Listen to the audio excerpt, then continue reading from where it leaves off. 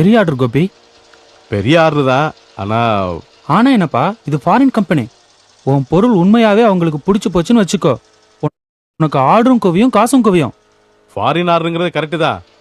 உள்ளூர் ஆர்டர் இருந்தாலும் சரி, வெளியூர் ஆர்டர் இருந்தாலும் சரி, எங்களை பொறுத்த வரைக்கும் ஒன்று மெட்டீரியல் சப்ளை பண்ணுவாங்க, இல்லையா எவ்வளோ அமௌண்ட்டோ அதில் பாதி அமௌண்ட்டை அட்வான்ஸாக கொடுப்பாங்க. அதானே எங்களுக்கு சௌரியப்படும். ஆனால் இதில் எப்படி இருக்குனாக்க, நாங்கள் மெட்டீரியல்ஸ்லாம் வாங்கி போட்டு மொத்த ரிஸ்க் எடுத்து அமௌண்ட்லாம் இன்வெஸ்ட் பண்ணி நாங்கள் சரக்கெல்லாம் ரெடி பண்ணி அதை அனுப்பிச்சதுக்கப்புறம் ஒரு 3-4 மாதம் கழிச்சு தான் பேமெண்ட் வரும்னாக்க அது எனக்கு சரிப்படாதுங்க. இந்த பார் கோபி, நீ இன்வெஸ்ட் பண்றதும் 2-3 மாதம் பொறுக்கணுங்கிறதும் ஓகே. ஆனா லாபம் பல மடங்கு பெருசா இருக்கே. வெள்ளக்காரன் நீ கேட்கிற காசை கொடுப்பான், புரியுதா? ஒன்று சொல்லட்டுங்களா, என் மனசுக்கு இது சரியா பல்ல, வேண்டாங்க. நல்ல சான்ஸ் கோபி, இதை நழுவு விட்டுறாத. இல்லைங்க, என்ன விட்டுருங்க. நீங்க ஏதாவது நல்ல கம்பெனியா பாருங்க. அப்புறம் இப்ப இருக்கிற இந்த சூழ்நிலையில என்னால இவ்வளவு பெரிய அமௌண்ட்லாம் ரெடி பண்ண முடியாது. சரி ஓகே கோபி, ஓகே சார், வாங்க.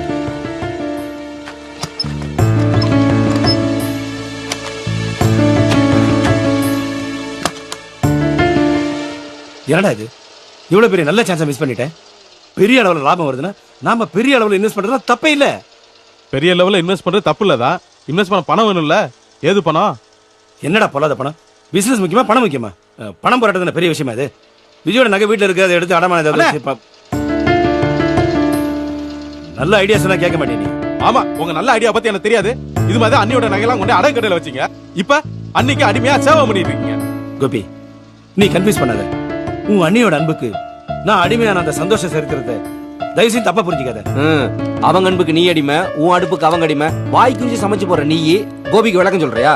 டேய், ஒரு புத்திசாலி தன்னோட தம்பிக்கு அட்வைஸ் பண்ணும்போது நடுவுல பெருசாலி மாதிரி நீ ஏன்டா குறுக்க வர்ற?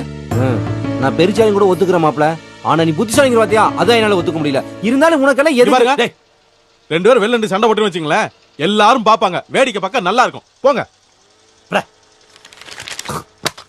தனா,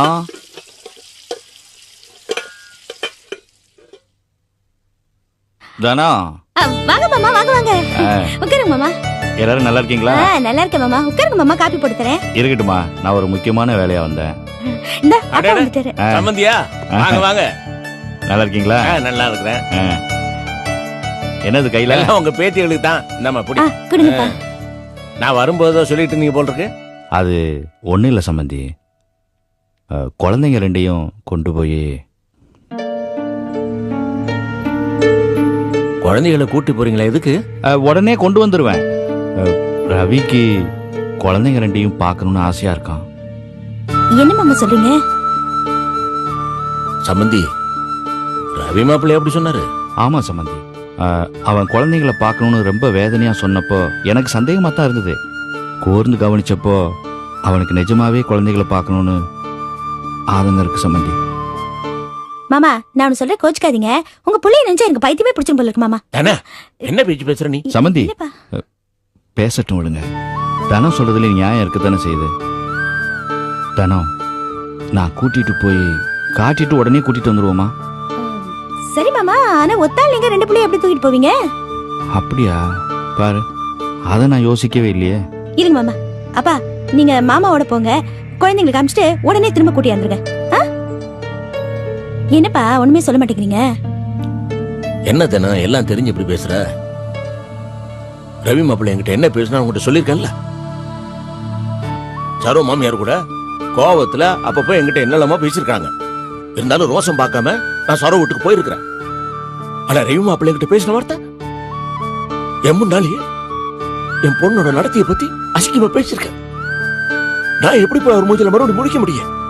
சம்பந்தி, நீங்க வருத்தப்படாதீங்க. என் மனசு அவ்வளவு வேதனைப்பட்டு அதான் அப்படி பேசிட்டேன். சம்பந்தி, அவனை பிள்ளையா பெற்றதுக்கு நான் அவங்ககிட்ட மன்னிப்பு கேட்டுக்கிறேன். என்னங்க இதெல்லாம்? அப்பா, நீங்க ஒண்ணும் சங்கடப்படாதீங்க. மாமா, நீங்களும் ஒண்ணும் சிரமப்படாதீங்க மாமா. என்ன குழந்தைய கூட்டு போய் காமிச்சு கூட்டு வரணும், அவ்வளவுதானே. கொஞ்சம் இருங்க, நான் வரேன். இருங்கப்பா, வரேன். வாங்க உட்காரு. ஐயோ அண்ணி, நிஜமா அண்ணி, எனக்கு எவ்வளவு சந்தோஷமா தெரியுமா? போதும் செல்வம், என்ன இது இவ்ளோ பெருசா சத்தம் போடுறீங்க? என்ன நீ இப்படி சொல்றீங்க? நம்ம வீட்டுக்கு புதுசா ஒரு ஆள் வரப்போகுது. அதை நினைக்கும் போது எனக்கு இன்னும் சத்தமா கத்தணும் போல இருக்கு. அண்ணே, பொண்ணு தானே? எப்படா நீயும் பொன் குழந்தை நினைச்ச? ஆமா, ஏற்கனவே பையன் நட்ராஜ் இருக்கால, இப்ப அண்ணி மாதிரி ஒரு பொண்ணு தான் நம்ம வீட்டுக்கு வேணும். ஆமாண்டா, நானும் முடிவு பண்ணிட்டேன். அந்த குழந்தைக்கு அம்மா பேர் தான் வைக்கணும்னு. வெரி குட்ண்ணே. அண்ணி, மற்ற நாள்லாம் சாப்பிட்ற மாதிரி இனிமேல் அரைகுறையெல்லாம் சாப்பிடக்கூடாது. நல்ல சத்தான சாப்பாடு தான் சாப்பிடணும். அடேங்கப்பா, அண்ணன் மேல எவ்வளவு பிரியம் பாத்தியா? சரோமா, கொஞ்சம் ஜாக்கிரதையாவே இரு. ஏன்னா 2 பயல்களும் ஓ மேல பிரியமா இருக்கிற மாதிரி எனக்கு தோணல. பிறக்க போற புள்ள மேலதான் பிரியமா இருப்பாருங்க போல தெரியுது. அப்படிலாம் ஒண்ணும் இல்ல. நாங்க எப்பவுமே அண்ணி மேல அக்கறையா தான் இருப்போம். என்ன இப்ப இன்னும் ஒரு 4-5 மடங்கு ஜாஸ்தியா இருக்கும், அவ்வளவுதான். பரவாயில்லையே, அண்ணனும் தம்பியும் பிறக்க போற குழந்தை மேல இவ்வளவு பிரியமா இருக்கீங்களே. ஏன் மகனும் மருமகளும் என்னடான்னா ஒன்னே போதுங்கிறாங்க. இல்ல பாட்டி, ஒரு குழந்தை மட்டும் போறோம்னு சொல்றது ரொம்ப தப்பு. ஏண்டா? யோசிச்சு பாருங்க. இப்ப நம்ம வீட்டுல 3 பேர் இருக்கிறதுனால கஷ்ட நஷ்டங்கள்ல ஒருத்தருக்கு ஒருத்தர் ஆறுதலா இருக்க முடியுது. அதே மாதிரி சந்தோஷத்தையும் ஷேர் பண்ணிக்க முடியுதுல்ல. ஆமாண்டா. அது மட்டும் இல்லனே, ஒரே ஒரு குழந்தை போதுன்னு எல்லாருமே நிறுத்திக்கிட்டா அதுக்கப்புறம் சித்தி, சித்தப்பா, அண்ணன், தம்பின்னு எந்த உறவு முறையுமே இருக்காது. எல்லாருமே ஒத்தையில அலைய வேண்டியதுதான். பகிர்ந்து வாழற குணமே பசங்களுக்கு இருக்காதே. எல்லாம் சுயநலவாதிகளாவே இருப்பாங்க. செல்வா சொல்றது கரெக்ட் தான். ஏன் செல்வா, உனக்கு எங்க இருந்து இவ்வளவு அறிவு வந்தது? உன்ன மாதிரி ஆளுங்களோட பழகிறதாலதான்.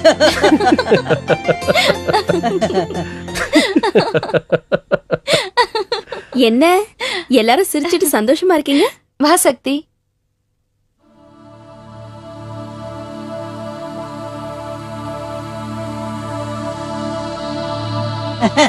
அது வந்து கண்ணு, சரோ 2வது குழந்தை உண்டாகி இருக்கா. அத பத்தி தான் பேசி சிரிச்சுக்கிட்டு அம்மக்கள் படுத்துக்கிட்டு இருக்கோம். அக்கா, வாழ்த்துக்கள். அண்ணே, பேசிட்டு இருங்க. நான் கொஞ்சம் வெளியில போயிட்டு ஒரு 1 ஹவர்ல வந்துடுறேன். டேய் இருடா, இவ்வளவு நேரம் இருந்தா என்னமா போசுக்கிட்டு போறேங்கிற? அதானே செல்வம், இருந்து சாப்பிட்டுட்டு போங்களேன். இல்ல, ஃப்ரெண்ட்ஸை பார்க்க வேண்டிய ஒரு வேலை இருக்கு, போகணும். அடே, நீயும் உன் அண்ணனும் வீட்டுல இருக்கிறதே ரொம்ப சிரமம். லாரி வேற ஸ்ட்ரைக்குங்கிற. உன் அண்ணனும் நீயும் வீட்டுல சந்தோஷமா பேசி சிரிச்சு இருக்கிறத விட்டுட்டு இப்ப நீ எங்கடா போனுங்கிற? டேய், பாட்டி சொல்றது கரெக்ட் தான்டா. நமக்கு இந்த மாதிரியெல்லாம் எப்பயாச்சும் தான் அமையும். இப்ப பார்த்து வெளில போறேங்கிறிய, வீட்டுல இருடா. இல்லண்ணே, காலையிலேயே வரேன்னு சொல்லிட்டேன். போய் தலையை காமிச்சிட்டு வந்துடுறேன். ஃப்ரெண்ட்ஸையும் இப்ப பார்த்தா தானே உண்டு. வரேன்.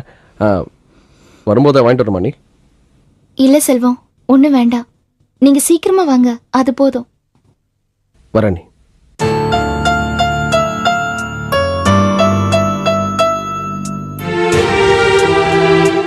இவன் என்ன இப்படி கால்ல சுடுதண்ணியை ஊத்திக்கிட்ட மாதிரி பொசுக்கிட்டு போறானே? அதான் பாட்டி சொன்னாரே, ஃப்ரெண்ட்ஸை பார்க்க போறேன்னு. என்னங்க, நீங்க மத்தியானம் என்ன சாப்பிடுறீங்க? எதையாவது பண்ணு சார், பரவாயில்ல. இல்ல, இன்னைக்கு வீட்ல இருக்கீங்களே, ஏதாவது ஸ்பெஷலா? அக்கா, இன்னைக்கு அதை விட இன்னொரு ஸ்பெஷல் இருக்கு. என்னது? இன்னைக்கு நீங்க சமைக்க போறது இல்ல, நான் தான் சமைக்க போறேன். ஐயோ, வேண்டாம் சக்தி, நீ வீட்டுக்கு வந்திருக்கிற விருந்தாளி, உன்னை போய் நான் சமைக்க சொல்லாமா?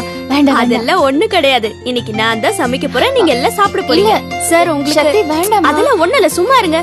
சார் உங்களுக்கு என்ன பிடிக்கும் சொல்லுங்க. எனக்கு என்ன பிடிக்கும்னு சரோக்கு தான் தெரியும், அவளை கேளுங்க. சொல்லுங்க சொல்லுங்கக்கா. அவருக்கு உருளைக்கிழங்கு பொரியல் பிடிக்கும். செல்வத்துக்கு முட்டைகோஸ் பொரியல், வெண்டைக்காய் பொரியல்லாம் ரொம்ப பிடிக்கும். அம்மாடி, எனக்கு என்ன பிடிக்கும் தெரியுமா? வாய்க்கு ருசியா வெண்டைக்காய், புடலங்காய், பீர்க்கங்காய்னு கூட்டு வைங்கடியம்மா. அப்பெல்லாம் அவசியம் தேவை. கண்டிப்பா பாட்டி. உங்களுக்கு என்ன பிடிக்கும்னு சொல்லவே இல்லையே. எனக்கு எனக்கு எல்லாமே பிடிக்கும். இல்ல, என்ன பிடிக்கும் சொல்லுங்க, நான் செய்றேன். எனக்கு இந்த தயிர்ல வெங்காய பச்சடி பண்ணுவாங்களே, அது ரொம்ப பிடிக்கும். இதெல்லாம் ஒரு டிஷ்ஷா? அக்கா, வேற ஏதாவது சொல்லுங்க. எனக்கு இதான் பிடிக்கும். மத்தபடி நீ என்ன பண்ணாலும் சரி, நான் சாப்பிடுவேன். சரி, ஓகே. முதல்ல ஷாப்பிங். காய்கறிக்காரங்க வீடுன்றதால வீட்ல எல்லாம் இருக்கும். வீட்ல இல்லாதது மளிகை சாமான் கடையில நானும் பாட்டியும் வாங்கிட்டு வந்துரும். சரி வாங்க பாட்டி. பணம் என்கிட்ட இருக்கு. இரு இரு இருக்குக்கா. இரு சக்தி, போலாமா? வாங்க, நானும் வரேன். இல்ல வேண்டாம், நீங்க சார் கூட பேசிட்டு இருங்க, நாங்க போயிட்டு வந்துரும். ஆமா, உன் மாப்பிள்ளையோட பேசிக்கிட்டு நாங்க பொடி நடியா போயிட்டு வந்துரும். வாமா.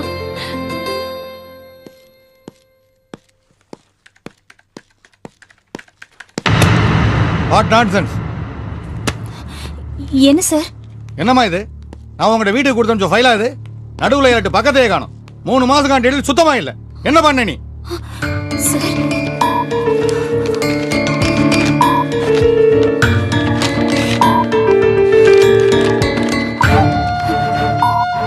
சார், நான் பார்க்கும்போது கரெக்டா தான் சார் இருந்தது. தப்பா கேட்டாதம்மா, இடியட். அறிவு இல்லாம என்ன வேலை பாக்குற நீ? ஒரு வேலையை பொறுப்பா செஞ்சு முடிப்போம் உன்ட்ட கொடுத்து அனுப்பிச்சா இப்படி தொலைச்சிட்டு வந்து நிக்கிறிய ரெடிகுலர். சாரி சார், நான் எந்த தப்பு பண்ணல சார். நான் பார்க்கும்போது கரெக்டா தான் சார் இருந்தது. இதெல்லாம் நம்புறதுக்கு நான் ஒன்றும் மடையே இல்லாமா? என் காதல பூ சுத்தாத. ஏதாவது பேபி வந்து நடுவில் எல்லாரும் பக்கத்தை பிடிக்கிட்டு போயிடுச்சா? இதை நான் நம்ப சொல்றியா? சார், இந்த ஃபைல்ல இருக்கிற டீடைல்ஸ் எல்லாம் கம்ப்யூட்டர்ல ஸ்டோர் ஆயிருக்கு. பிரிண்ட் அவுட் எடுத்து தரேன் சார். அட்வைஸ் பண்றேன், எனக்கே அட்வைஸ் பண்றேன். கம்ப்யூட்டர்ல ஸ்டோர் பண்ணிருக்கு, அதுல இருந்து பிரிண்ட் அவுட் எல்லாம் எனக்கு தெரியும். நான் சொல்றது அதுக்காக இல்ல. உன்னை நம்பி பொறுப்பா ஒரு ஃபைலை கொடுத்து அனுப்பிச்சா அதை கரெக்டா வேலை பார்த்து கொண்டு வந்து கொடுக்கணும். சாரி சார், எங்கேயோ தப்பு நடந்து போச்சு. மன்னிப்பு கேட்கறது எனக்கு பிடிக்காத விஷயமா? இனிமே தப்பு நடக்காம பாத்துக்கணும், புரியுதா? This is last warning. உட்காரு.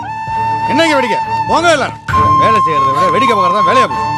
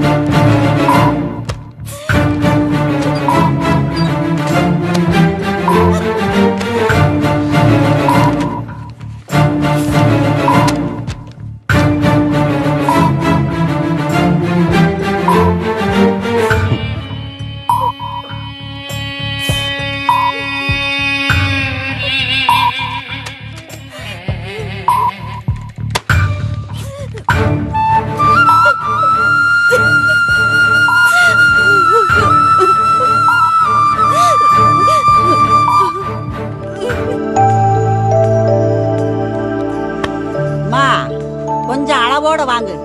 ஏன்னா காய்கறி கடை வச்சிருக்கான் பாரு, அவன் வீடு. பரவாயில்ல பாட்டி, இன்னைக்கு ஒரு நாள் தானே. நீ வாங்குற காய்கறி எல்லாமே எல்லாமே எனக்கும் பிடிக்கும்னு சொல்ல வந்தேன். அப்படியா? என்ன அப்படியான்னு சாதாரணமா சொல்லிவிட்ட? எனக்கும் பிடிக்கும்னு நான் சொல்ல வந்தேன். வேற யாருக்கு பிடிக்கும்ங்கறத நான் தெரிஞ்சுக்க வேண்டாமா? இல்ல பாட்டி, இது எல்லாருக்கும் பிடிச்ச காய்கறி தானே. இதெல்லாம் எனக்கும் ரொம்ப பிடிக்கும். எப்பா பெரிய கில்லாடி ஆயிருப்ப போல் இருக்க. என்ன பாட்டி? உன் ஒண்ணு இல்லடி அம்மா, உன் சாமர்த்தியத்தை நினைச்சு அப்படியே பூரிச்சு போயிட்டேன்னு வச்சுக்கேன். இதுல என்ன சாமர்த்தியம்? எனக்கு ஒண்ணும் புரியல. புரியலன்னு நீ சொல்ற, நானும் அத நம்புறேன்னு வச்சுக்க. செல்வம் இருக்கானே, அவன் இந்த காய்கறியில ஒண்ணு கூட மிச்சம் வைக்க மாட்டான்னு சொல்ல வந்தேன். எந்த பக்குவத்துல செஞ்சா அவனுக்கு பிடிக்குங்கிறத நான் சொல்லட்டுமா? சொல்லுங்க பாட்டி. வேண்டாம் வேண்டாம், இங்க வேண்டாம், வீட்டுக்கு வா, உனக்கு எல்லாம் விவரமா சொல்றேன். சரி பாட்டி. ஆனா சத்தி, அவன் ஒரு கிறுக்கு பைய தெரியுமோ? நாம இங்க வாய்க்கு ருசியா சமைச்சு வச்சிருப்போம், அவன் அங்க வெளியில போய் என் பிரண்டுகள் எல்லாம் நிறைய வாங்கி கொடுத்துட்டாங்கன்னு ஒரு கதை அளப்பான் தெரியுமோ? இல்ல பாட்டி, இன்னைக்கு அவர் கண்டிப்பா சாப்பிடுவாரு. ஏதோ அக்கறையில சொல்ற, அக்கறை தானே? அக்கறைன்னு கூட வச்சுக்கலாம். வச்சுக்கலாம்னா வெறும் அக்கறைன்னு வச்சுக்கலாமா, இல்ல வேற ஏதாவது? வேற ஏதாவதுன்னா? வேற என்ன, வெறும் கருவேப்பிலை கொத்தமல்லி இஞ்சி இதெல்லாம் வாங்கலான்னு தான். வேற இல்ல பாட்டி, நீங்க வேற ஏதோ சொல்ல வந்தீங்க. இல்ல, வெறும் கருவேப்பிலை கொத்தமல்லி தான் சொன்னேன். இல்ல பாட்டி, உங்க மனசுல என்ன இருக்கு அத சொல்லுங்க. என் மனசுல தானே ரொம்ப தேவைதாண்டியம்மா இந்த வயசுக்கு அப்புறம் எனக்கு. ப்ளீஸ் பாட்டி, நீங்க நினைச்சது சொல்லுங்க. நான் என்னடியம்மா சொல்றது, நீ தான் சொல்லணும். இப்படி பார்த்து பார்த்து காய்கறி வாங்குறியே, இதே மாதிரி பார்த்து பார்த்து சமைக்கணும், அக்கறையோடு பரிமாறணும். யாருக்கு? செல்வத்துக்கு. சரி பாட்டி. இன்னைக்கு ஒரு நாள் பரிமாறத பத்தி நான் பேசல. பின்ன இந்த பாரு, எதுக்கு மூடு மந்திரமா பேசுற? உன் மனசுல இருக்கிறத பட்டுன்னு உடைச்சு என்கிட்ட சொல்ல. பாட்டி, நீங்க இப்ப என்ன நினைக்கிறீங்களோ அதான் என் மனசுலயும் இருக்கு. அடி ஆத்தி, எங்க எங்க எங்க அப்படி எனக்கு விளக்கமா புரியுற மாதிரி சொல்லு. இன்னைக்கு நான் செல்வம் சார் மேல அக்கறையோட காய்கறி வாங்கி சமைச்சு பரிமாற மாதிரி வாழ்க்கை பூரா அவர் கூடவே இருந்து அவரை நான் பார்த்துக்கணும், அவரும் என்னை பிரியமா பார்த்துக்கணும், என் வாழ்க்கையை அவரோட இணைச்சுக்கணும் பாட்டி. இந்த வார்த்தையை கேட்டு நான் எவ்வளவு பூரிப்பா இருக்கேன்னு தெரியுமா கண்ணு? சரி சரி, வெக்கத்தை அப்புறம் வச்சுக்கலாம். பார்த்து வாங்க.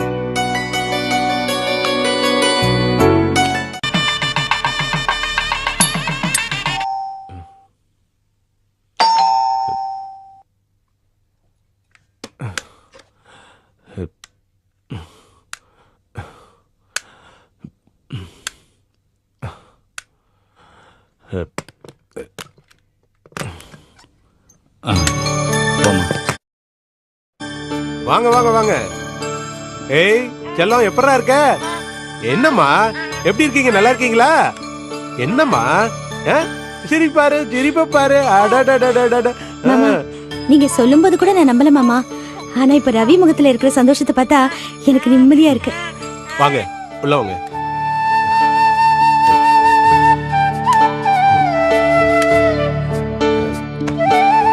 ஏய், அப்பாவை பாரு, அப்பாவை பாரு. என்னடா எப்படி இருக்கம்மா? என்ன அப்பாவை பார்க்க வந்தீங்களா? எங்க அம்மா மாதிரி கண்டுக்காம போயிடுங்களோன்னு நினைச்சேன். என்ன நீ எப்படி இருக்கீங்க?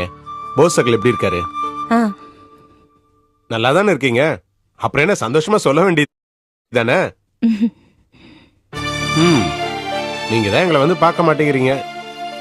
என்னங்க ரவி, நானும் அவரும் உங்களை ஹாஸ்பிட்டல் வந்து பார்த்துட்டு தானே போனோம். அப்ப நான் சுயநினைவோட இல்ல. அதுக்கப்புறம் வரலான்னு தான் இருந்தோம். நான் வாங்கின வரேன். அப்படி பொண்டாட்டி என்ன மதிச்சாதானே அவளை சார்ந்தவங்களும் எனக்கு மதிப்பு மரியாதை கொடுப்பாங்க. ஏய், சும்மா வம்பு வளர்க்காதடா. வந்து பார்த்தவங்களாம் ரொம்ப தான் மதிச்சிட்டல்ல, உன்னை அவசியம் வந்து பார்க்க தான் வேணும். விடுங்க மாமா, அவர் ஏதோ ஆதங்கத்துல பேசுறாரு. அவங்களுக்கு தெரியுது, உங்களுக்கு தெரிய மாட்டேங்குது. அண்ணி, உங்களை ஒன்று கேட்கணும்னு நினைச்சிட்டு இருந்தேன். லீலா உங்க கூட தானே பிறந்த? இல்ல இருக்கிற பொண்ணுங்க பத்தலன்னு உங்க அப்பா தத்துக்கிட்டு எடுத்தாரா? கேக்குறேன்னு தப்பா நினைச்சுக்காதீங்க ரவி. லீலா என்ன பண்ணா நீங்க அவளை நல்லவன்னு ஏத்துப்பீங்க? கோவம். நீங்க எல்லாரும் பண்ற தப்பே இதுதான். லீலா பக்கம் மட்டும் சப்போர்ட் பண்றீங்க. நான் ஒன்னு சொல்றேன், நீங்க விஜய் சரோ யாராவது புருஷனை விட்டு கொடுக்குறீங்களா? டேய், இதுக்காக தான் நீ பிள்ளைங்களை பார்க்கணும்னு கூட்டி வர சொன்னியா? நீங்க கொஞ்சம் சும்மா இருக்கீங்களா? இப்படிதான் ஏதாவது சொல்லும் போது குறுக்க வந்து தடுத்து லீலாவை கெடுத்து வச்சிருக்கீங்க. இப்ப அவ என் பேச்ச ஏதாவது கேட்கறாளா? ஏதோ தனானிட்ட சொன்னாவது அவங்க ஏதாவது எடுத்து சொல்லுவாங்கன்னு பாக்குறேன். ஏதோ ஒன்னு சொல்ல வந்தேன், இப்படி தொண குறுக்க பேசி நான் மறந்தே போயிட்டேன். மாமியாரும் சரோவோட புருஷனும் சேர்ந்துக்கிட்டு சரோ என்னதான் குடும்பப்படுத்துறாலோ, அவங்க குடும்பத்தில் இருக்கிறவங்களை பத்தி எவ்வளவுதான் கேவலமா பேசினாலோ சரோ விட்டு கொடுக்குறாங்களா புருஷனை? இப்ப உங்களையே எடுத்துங்க. நீ போஸ் பிசினஸ் பண்றேன்னு எவ்வளவு லாஸ் பண்ணாரு. ஊர்ல இருக்கிறவங்க எல்லாம் கெட்ட பேர் வாங்கினாரு. உங்களை எவ்வளவோ பாடா படுத்தினாரு. ஆனா மத்தவங்க அவர் ஒரு வார்த்தை சொல்ல நீங்க விட்டீங்களா? விஜி கேட்கவே வேணாம். மனிதருள் மாணிக்கம் கணவரா கிடைச்ச மாதிரி விஜய்க்கு கண்கண்ட தெய்வமே கோபிதான். ஆனா அந்த லீலா மட்டும் ஏன் தான் இப்படி இருக்கான்னு எனக்கு புரியவே இல்ல. லீலா மட்டும் வித்தியாசமா இருக்கிறதுனாலதான் இத்தனை நாள் உங்களை அனுசரிச்சு சகிச்சுக்கிட்டு இருக்கா. பின்ன என்னங்க, தீபாவளிக்கு வந்த இடத்துல உங்களுக்கும் சரோ புருஷனுக்கும் நடந்த பிரச்சனையில உங்களுக்காக வீட்டை விட்டு புறப்பட்டாலே அதை மறந்துட்டீங்களா? அது சரி, லீலா பண்ண எதைத்தான் நீங்க ஞாபகம் வச்சிருக்கீங்க? இதை ஞாபகம் வச்சுக்க.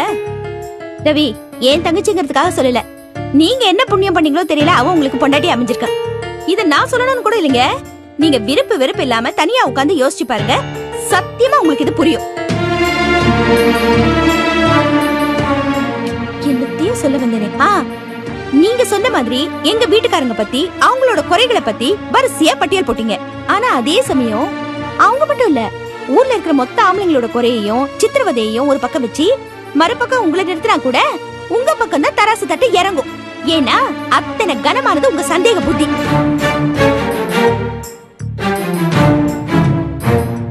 தப்ப நினைச்சுக்காதீங்க ரவி. தப்பே பண்ணிருந்தாலும் யாராலையும் கூட பிறந்தவங்கள விட்டு கொடுக்க முடியாது. அப்படி இருக்கிறப்ப லீலாவை பத்தி நீங்க இவ்வளவு தூரம் சொல்லும் போது உண்மையை தெரிஞ்சனா பதில் சொல்லாம எப்படி இருக்க முடியும்? அதான் அப்படி பேசிட்டேன்.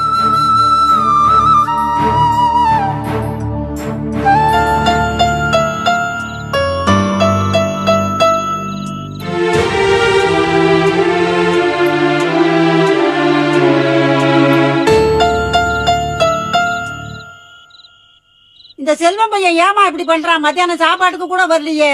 என்ன பிரண்டு இவனுக்கு, பெரிய பிரண்டு. நாமெல்லாம் அவனுக்காக தானே உட்கார்ந்துருக்கோம். இப்படி கூத்தடிக்கிறானே. என்னங்க, ஃபோன் கூட பண்ணலங்க. நான் கூட அவன் மொபைலுக்கு ட்ரை பண்ணேன், கிடைக்கல. ஒருவேளை பேட்டரி ஏதாவது வீக்காக இருக்குன்னு நினைக்கிறேன். சரி, நான் கிளம்புறேன் சார். நான் வேணா விட்டுட்டு வரட்டுமாமா? இல்லை சார், நான் ஆட்டோவில் போயிடுறேன். செல்வம் சார் வந்தா சொல்லிட்டு போலான்னு நினைச்சேன். பரவாயில்ல சக்தி, நாங்க சொல்லிக்கிறோம். நேரமாவதுல, நீ கிளம்பு. சரி வாமா, ஆட்டோ வரைக்கும் வரேன். வரேன்க்கா. சரி. பாய் நட்ராஜ். வரேன் பாட்டி. வாமா. இந்தடா. சரோமா, சத்தி பொண்ண பாத்தியா? இந்த சத்தி பொண்ணு மனசுல நம்ம செல்வத்தை பத்தி ஒரு நல்ல அபிப்பிராயம் இருக்குமோன்னு எனக்கு தோணுது. ஏன்னா அவ பாக்குற பார்வை, அவ பேசுற பேச்சுல எனக்கு தெரியுது. ஆமா பாட்டி, அவ பார்த்து பார்த்து சமைச்சதே செல்வத்தை நினைச்சுதான். இந்த கிறுக்கு போய் தான் வெளியில போயிட்டானே. ஏன் சரா, சத்தி தங்கமான பொண்ணா இருக்கா, எல்லா விஷயத்திலும் உன்ன போலே இருக்கா. என்ன கேட்டா சத்திய செல்வத்துக்கு பேசி முடிக்கிறது ரொம்ப நல்லது. என் மனசுல கூட அப்படி ஒரு எண்ணம் இருக்கு பாட்டி. செல்வத்துக்கு சக்தியை விட ஒரு நல்ல பொண்ணு அமையவே மாட்டா. ஆமா ஆமா, அதத்தான் நானும் சொல்றேன். செல்வம் வராரு.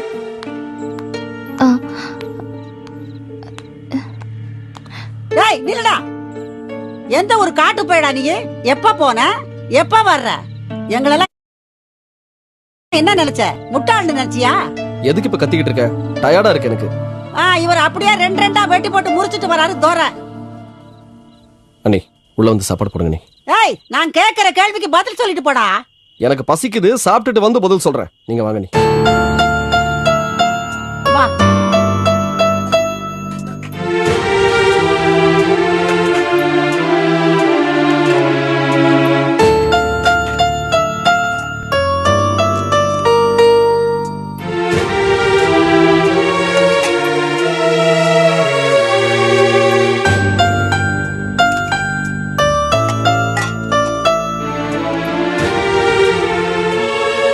போதும்.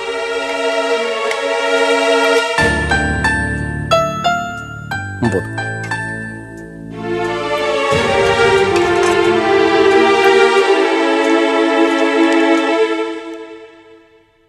சாப்பிடுறாப்பா, சாப்பிடு. ஏன்னா உன்னை நினைச்சலடா சட்டி பொண்ணு சமைச்சிருக்கு. பாட்டி சாப்பாடு நல்லா இருக்காடா? நல்லா இருக்கு. சாப்பாடு நல்லா தான் இருக்கும். ஏன்னா அந்த பொண்ணு பேச்சுக்கு பேச்சு, மூச்சுக்கு மூச்சு செல்வன் சார் செல்வன் சார்னு சொல்லிக்கிட்டு தானே இருக்கு.